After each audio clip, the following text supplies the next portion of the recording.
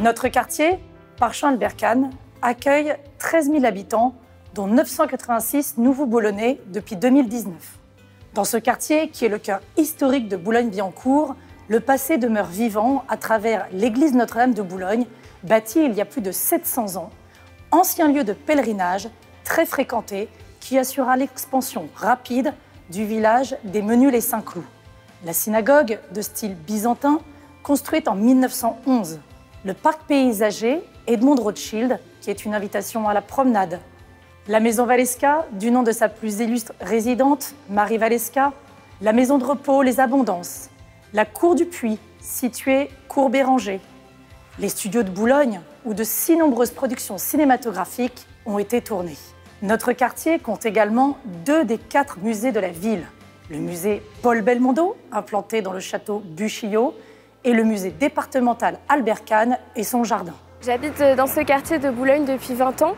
C'est un quartier que j'aime beaucoup car il y a des commerçants de proximité et puis il est très bien desservi, c'est génial. Le quartier Parchamp-Albert-Kahn, c'est un véritable village où les familles sont heureuses de vivre, les commerçants sont agréables et il y a vraiment de tout.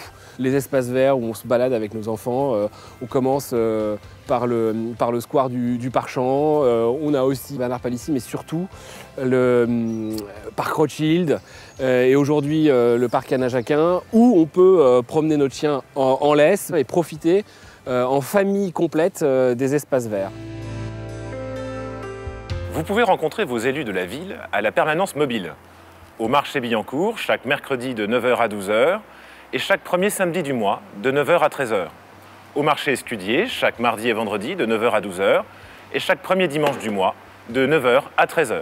Les permanences mobiles sont des occasions pour les Boulonnais d'échanger avec les élus, de poser leurs questions et de leur faire part de leurs suggestions. Nous travaillons avec 25 conseillers de quartier.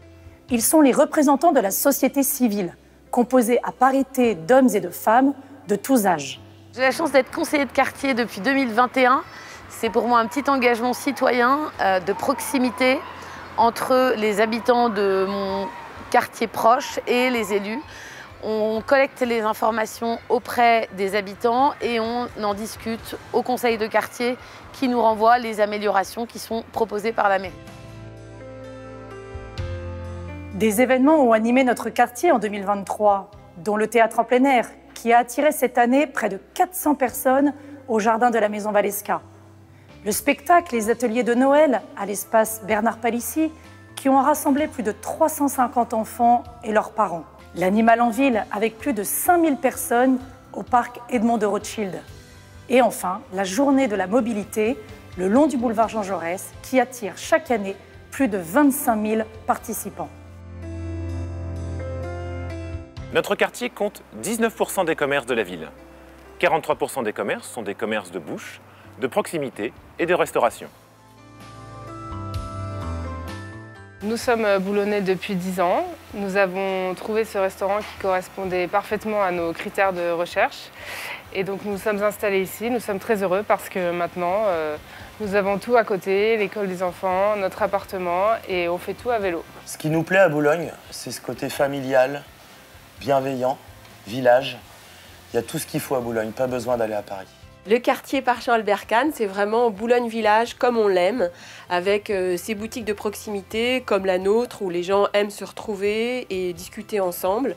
C'est vraiment un quartier très animé, avec notamment le marché. Les gens se retrouvent et discutent ensemble. C'est très convivial, très familial. Depuis notre dernière rencontre en 2023, notre quartier a poursuivi sa transformation. La rue Anna Jacquin, entre les rues Saint-Denis et de Montmorency, a été rénovée.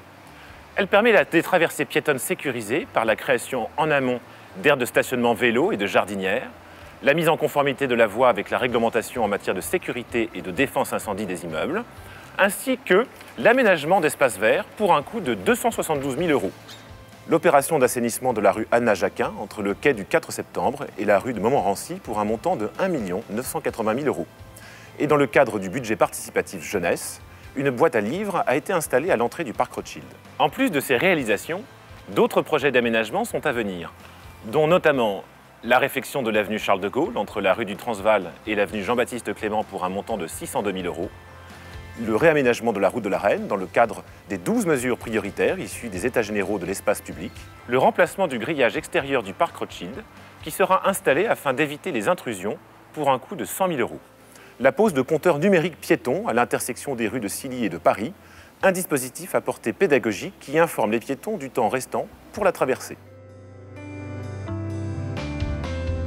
Des tournées espace public sont organisées une fois par mois. Le parcours de ces tournées est défini en fonction de signalements qui peuvent nous avoir été remontés du terrain ou bien en fonction de travaux en cours comme par exemple la loi L'Homme. Et c'est bien sûr l'occasion de rencontrer les Boulonnais et les Boulonnaises et de bien comprendre, d'échanger sur leurs besoins, leurs attentes. Notre quartier dispose de 15 espaces de stationnement pour les vélos, soit 98 places. 38 espaces de stationnement pour les 2 roues motorisées, soit 196 places. Et 3 stations de recharge de véhicules électriques disposées en voirie, soit 6 places.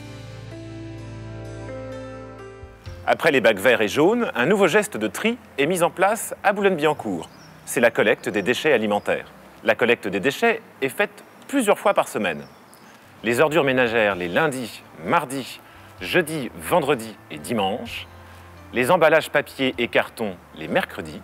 Les déchets alimentaires les lundis et jeudis dès le mois de janvier. Pour toute information supplémentaire, n'oubliez pas l'application mobile 9200 pour accéder facilement à toutes les ressources de la ville. L'application citoyenne Sonnette de Grand Paris Seine-Ouest pour signaler toute anomalie dans l'espace public.